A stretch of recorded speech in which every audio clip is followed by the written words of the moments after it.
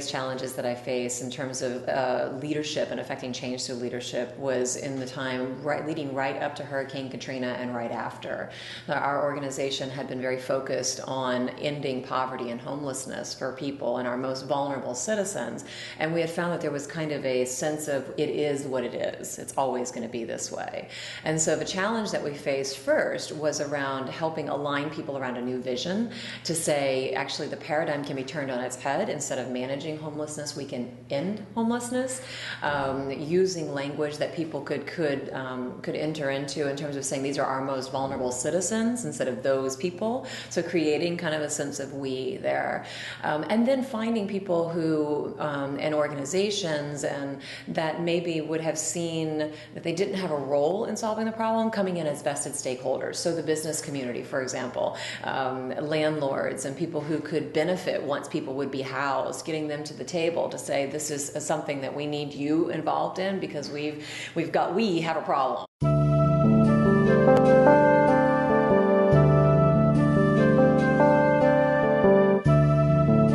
It was actually a moment in that crisis where it could be a convening moment. So we had said, we've got this plan on ending homelessness. This is what needs to be put in. Let's plug and play. Right at that moment. And so how we did that was building a very wide tent. We created coalition and we got business at the table, and not just business, but networks of networks. So the heads of chambers of commerce, the faith community, right? That they had a moral imperative to end homelessness. And this was our opportunity to do that and to model that and something that could be scaled at a national level. And we brought together obviously a lot of stakeholders from the nonprofit, NGO community.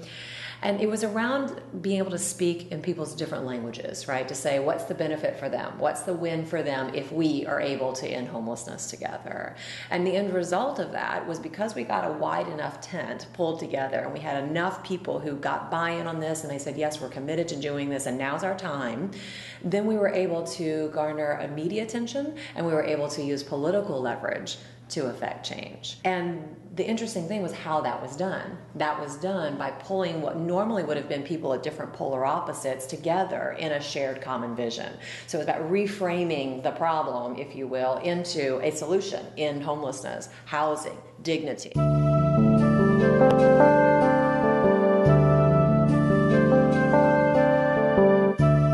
When we had naysayers, and of course you will always have naysayers in every group, what we did in some cases, honestly, was to not include them on future conversations. I called them substitutes and slowdowns.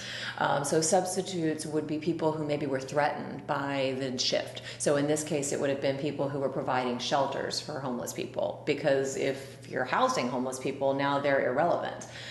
So in some cases, they were the naysayers. This isn't possible, this won't happen, etc.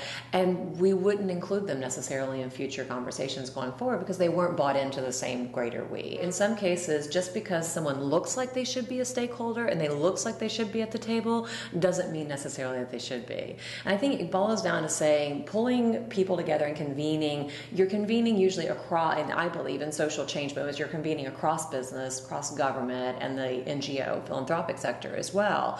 But it's also important to remember that you're convening people and the people's dynamic, who they are, what they bring to the table. Are they committed to a greater win for everybody, or are they going to be kind of a naysayer slowdown? It really makes a difference in terms of being able to move an initiative forward.